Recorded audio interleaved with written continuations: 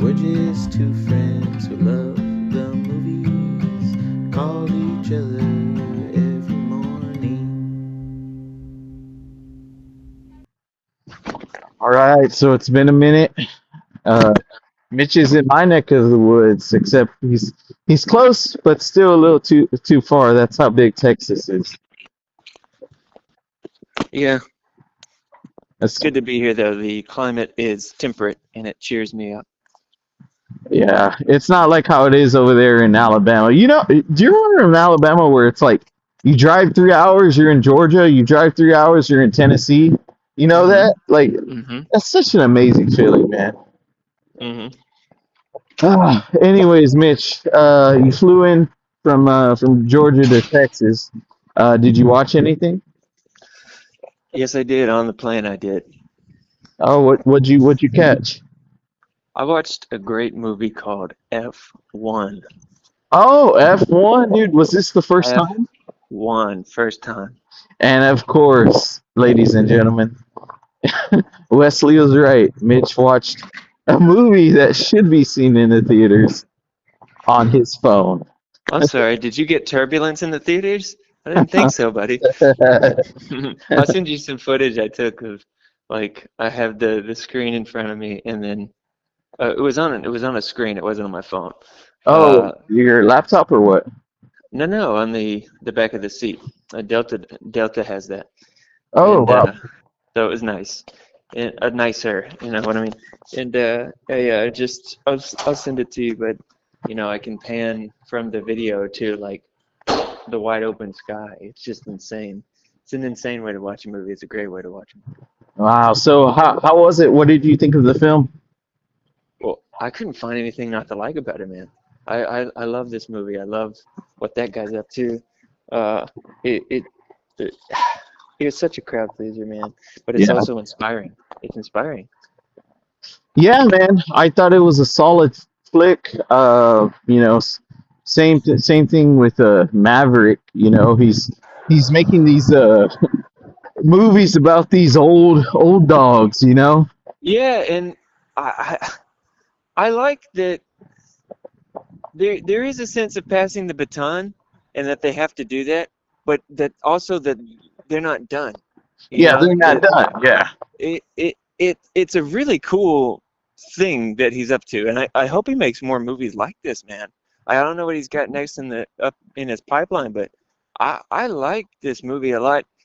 I think, man, if I look back, I didn't crack open my top 25 again or anything, but I think probably the two categories of movies that I like the most are the ones that are very, very sad, but not in like a masochistic way, but Yeah. movies that are sad or movies that are inspirational.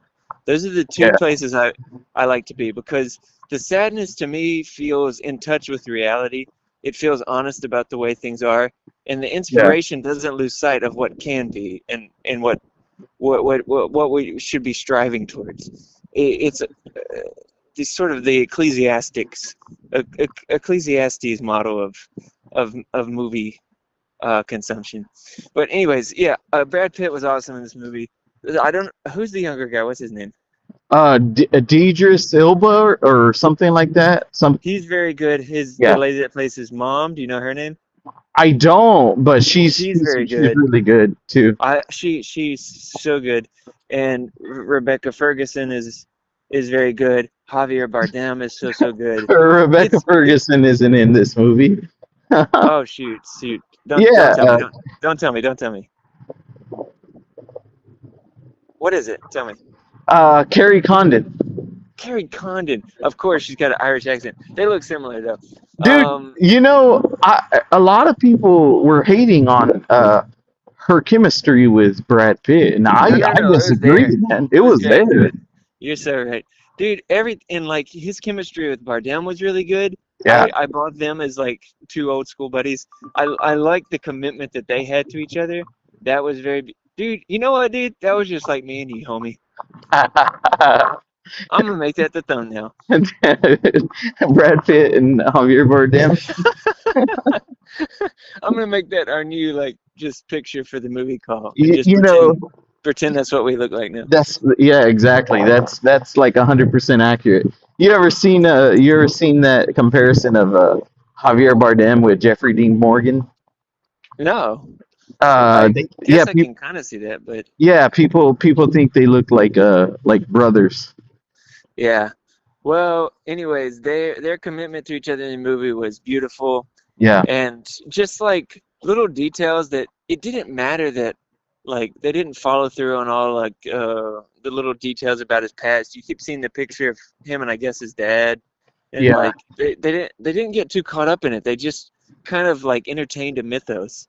Well, And maybe for the sequel, I there's gonna hear be a that. sequel. I think they plan on making a sequel, man. I don't think he should do a sequel, not because I don't think it'll be good. I do think it'll be good. I think he should just be doing other projects that are like this, like Maverick, like this. And I know Yeah, he maybe is he doing the third Top Gun too? I have no idea. I mean, if look, Mitch, here's the deal. If it makes money, if people love it critically and audience wise, It's they're getting a more than sequel. like yeah, they're more than likely gonna get a sequel. I don't Um, care, man. I don't care. I think I'm just talking from me personally. I am so excited about what he can do. I want him to do more of it, but not in the same like not the same stories. I want him to keep yeah, because I just like this model. And I don't know, it's interesting. It's very, I guess, masculine. Um, it, it's very old school.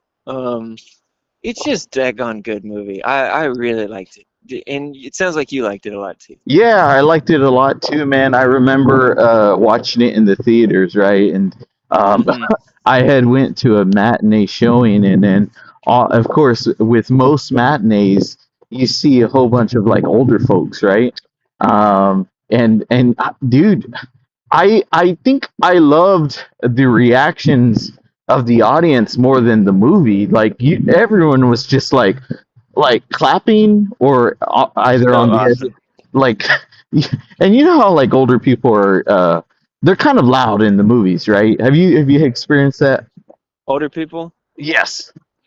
I don't know. I could see that, but I Yes, I experienced it a lot, and especially with that movie where they were talking amongst themselves about the movie, and like you could just tell, man, everyone was just super excited to see Brad Pitt, leading man, a true movie star. And a lot of people complained that it was a little too long, and I do agree with that, mm.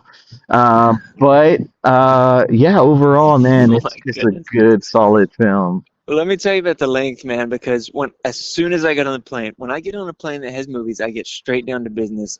I sit in my seat, I buckled, I and I started I instantly I hit movies. I saw it, I said, "Okay, F1, boom." I started it. And it's a good thing I did, dude, man, because we're getting close, they were like, "We'll touch down in 20 minutes," and I'm like, got 38 minutes left, and I was like, "Okay, how long are the credits, Mitch?" I don't know.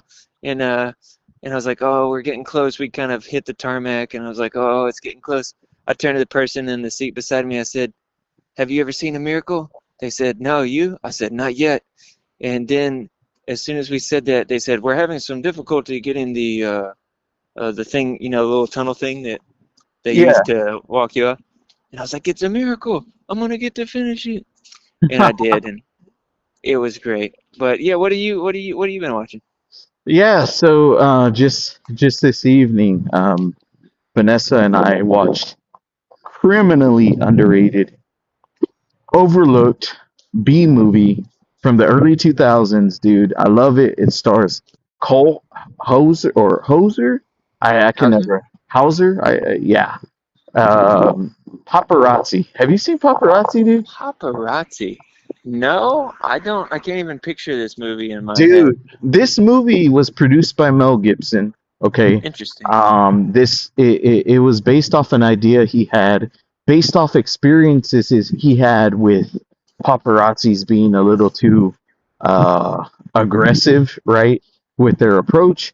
This movie star is about this guy, this star, right? He's a movie star, and these paparazzis end up like get him and his wife and his young son in a wreck, right? They were at fault, and so they're just being a-holes, right? So it's like a revenge tale. It has a whole bunch of cameos.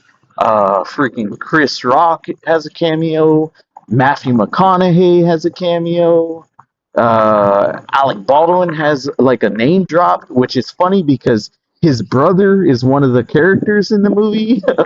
And then Would even would you Mel say Gibson. would you say part of the fun of this movie was like seeing all the different cameos as they came up? I it was, but it was the fun in the movie is that it's like a in and out kind of movie. Like it's only an hour and 20 minutes, man. It flies by. It's just so lean and just fun and just it's kind of cheesy because it's those early 2000s. You have that the music from the early 2000s like that, the not the punk rock but like just Yeah. it's very there's something very cheesy about it, but Yeah, it's like still Lifehouse and like The Fray and like exactly, yeah, exactly, man. So Vanessa and I, we watched that, and dude, so uh I've been rewatching a movie from the great Kenneth Lonergan. You know Kenneth Lonergan, right? yeah, I know Kenneth Lonergan. Manchester by the Sea. Yeah, I guess you're talking about the Ruffalo Laura Linney one. Rough. No, no, no, no, no. That's You Can Count on Me.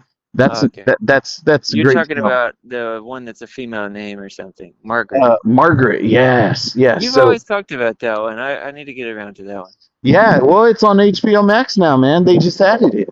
Yeah, but I'm not gonna watch anything that's not a 2025er. Oh, I know. I know it, Mitch. Anyways, dude. Yeah, man. This movie is like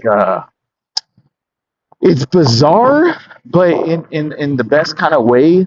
I could never figure out her character, right? This is one of those movies that I would love for you to see one day. That way you could just do an essay on it, you know? Yeah, this is a very Sammy kind of movie recommendation. It's one of those that just kind of fits that category in my mind that's kind of hard to explain, but yeah, so for that reason, I definitely plan on getting around to it when the time is right. Yeah. Um, I was sitting there watching it with Vanessa, and she was like, why is her character so unlikable?" And I obviously with Kenneth Lonergan, it's intentional, right? Yeah, man. This movie is just like a. There's so much going on in it. It's like 2.5 hours long. It really does feel like an epic, like a true adult film, right? I'm still kind of perplexed by it. Like I'm curious about the character, right? It's a fascinating character study. I think Anna Paquin just does just an amazing job because there are moments where you feel for her, but there are moments where you just can't stand her, you know. So yeah, this is one of those movies, man. I love it, but I'm also very like cautious about recommending it to many people because I sure. just don't think that people.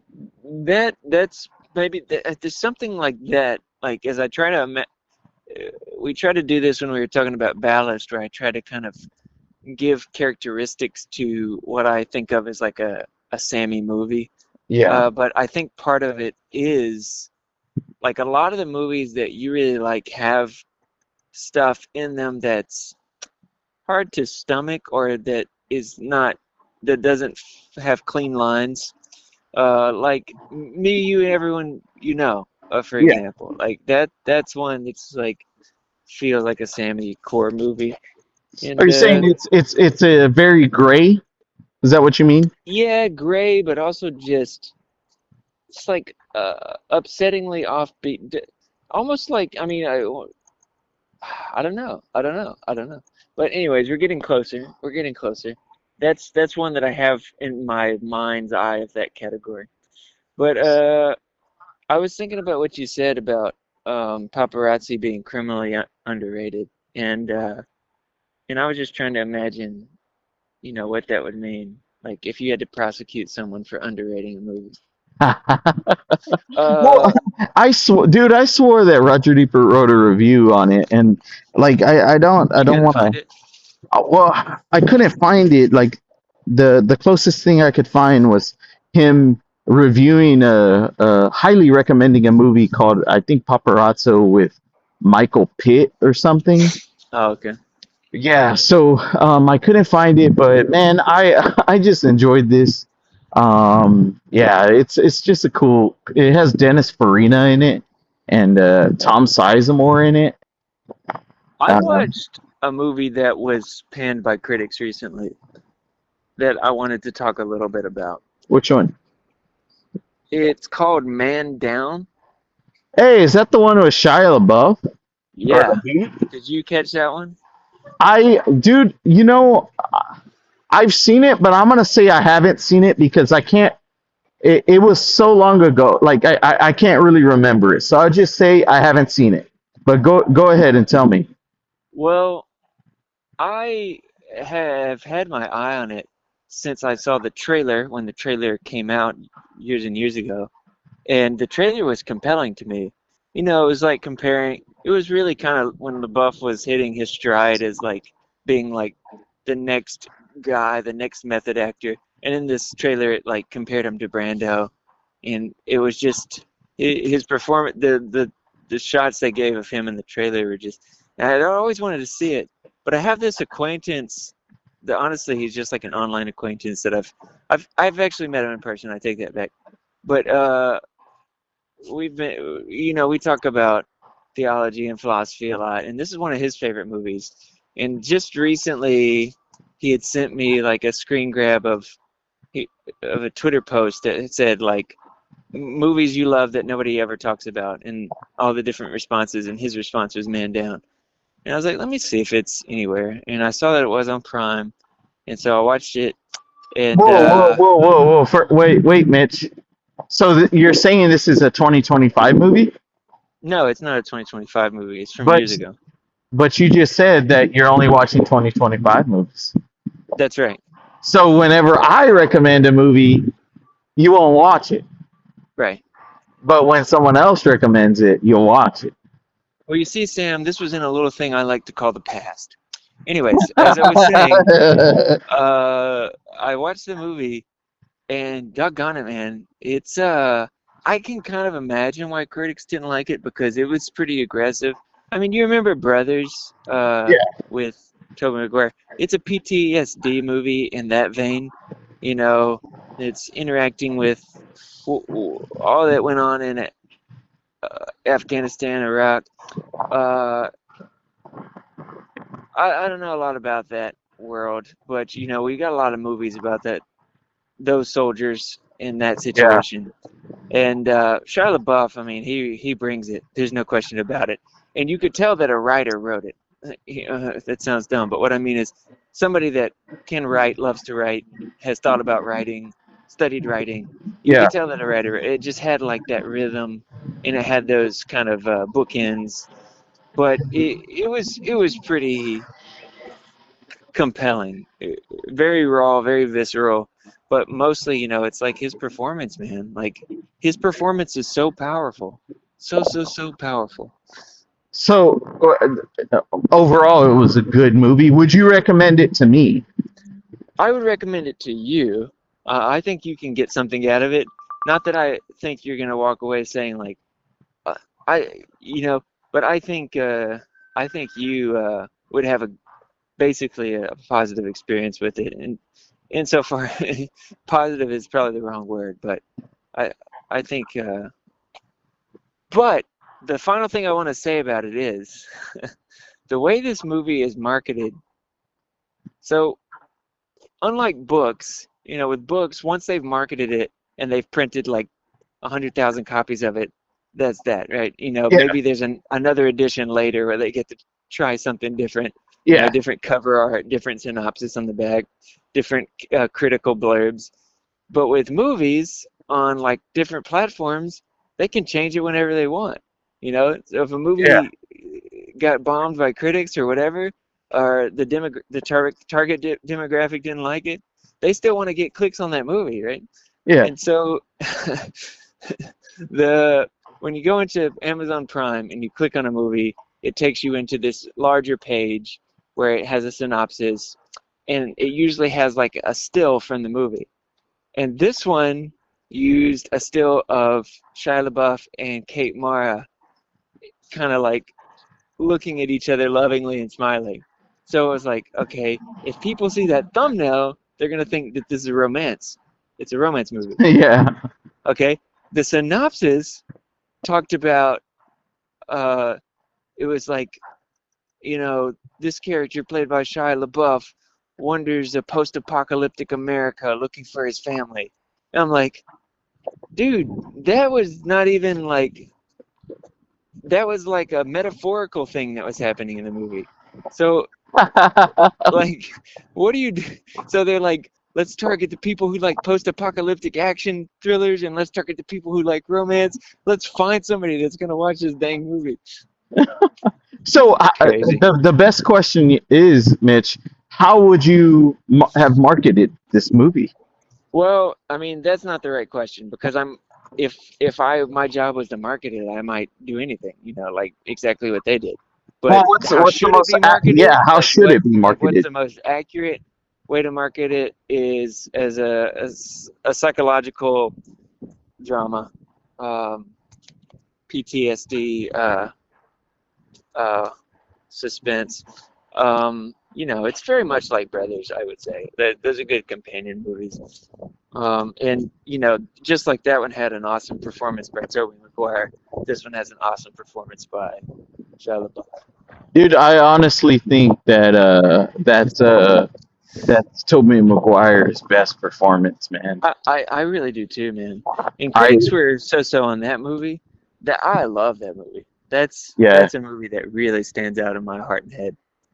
yeah. I'm pretty shocked that he didn't get himself a nomination for best supporting actor, Yeah, I think whatever it's just that the category. movie overall was middling, but he brought a Oscar level performance for sure. I mean, he that scene that scene always gets to me, dude. Yeah, man. So Down and Tommy. a lot of people compare him and Leo because they're best friends, but Right. and obviously, I mean, I don't know about you, but I think Leo is the better actor, right? Yeah. But in that performance, right, in that movie, I mean, Tobey Maguire like ran circles around quite a few of Leo's performances, man. It's such a powerful role that he did, and yeah, What and I wasn't expecting, because I had basically just seen him in. I think I had seen him in Spider-Man and maybe like Cider House Rules by the time I saw Brothers. yeah, That what, was dude? You need to see him in Wonder Boys and the Ice Storm. Wonder Boys and Ice Storm. Yeah, the Ice Storm. The Ice Storm is by Ang Lee or Ang Lee. Oh yeah, Yeah, man, you need to see him in those that's the two guy that movies. directed Hulk. Yep. And Brokeback Mountain and yeah, man, Wonder Boys. I'm surprised you haven't seen Wonder Boys. I think it's about writers. Yeah, it's about writers. I think, like you, like I'm gonna say I haven't seen Wonder Boys, but I have seen Wonder Boys. Like you and Man Down. Like I have seen it, but not in like a meaningful way. Yeah. Well, Tobey Maguire. He's been known to be. Did you see Molly's Game? Yeah. Did Where he, that Michael Cera was supposedly based on his character, yeah, on him. dude, I Um, can see it, man. Because apparently Tobey Maguire is an a hole. yeah, well, maybe so. I don't know, but Yeah, dude. I quickly wanted to mention a movie that because you were talking about movies that were underrated, right? And that were written by writers, right? yeah. Did you ever watch Ridley Scott's? Sorry, there's a plane flying over me. Did you Um, Did you ever watch Ridley Scott's The Counselor? yeah, I did, because that was the only screenplay actually written by Cormac McCarthy, if I'm not mistaken. Yeah, exactly, dude. I absolutely love that movie, man. I it's just such a cool movie, man. There's so much going on with it. It's just the first time I watched it, I remember being so confused. But I was like, man, this is great. Like I know this is great, but like, okay, what's going on here? Who's backstabbing who? What's this? It's Uh, weird to me that Ridley Scott directed that movie because, and it does feel like Cormac didn't really quite get like what it takes to write a screenplay in terms of like so like there's like a 10-minute phone call scene, right? And there's like a 8-minute scene of two characters in bed just talking. And it's yeah, like it's a lot of, and I don't mind talking movies. That's where I think, why didn't Ridley Scott like zhuzh some of this up from a visual perspective or make some different decisions on how he shot it? But there's some unforgettable moments in that movie, and if nothing else, like you want a movie that's that divisive sometimes, to hit the scene, like that's just like that confounding and compelling. yeah, and you had Brad Pitt and Javier Bardem again, Yeah, yeah, yeah. you know, and Who else was in that? Fassbender, Fassbender. Cameron Diaz, Penelope Cruz, Um, oh man, and that's I'd all. have to, yeah, those are the major hitters right there. But But yeah, man, it's like Cormac. He's a deep, deep, deep guy. I, I, I see your complaints and I understand why people hated it, but I mean that's the reason why I love the movie, man. I You think have Lori went to see that in theaters. If I'm I, I saw it at Boaz 9 Cinema. Boaz 9, rest in peace. Yes, rest in peace, man. Um, but Mitch, I know you got to get No, going. I don't have to get going. Oh, you don't have to get going. Yeah, listeners, I don't have to get going. Oh, dang. Okay. All right. Well, I thought you had a whole bunch of stuff to do. You're there at the hotel. Uh, you sent me a picture. I thought you were at the Stanley Hotel. Well, we are over half an hour, so hey, man, have a good night, and I hope your tooth gets better. I appreciate it, man. I appreciate it, and you too, man. We'll talk a little bit later. Bye. See ya.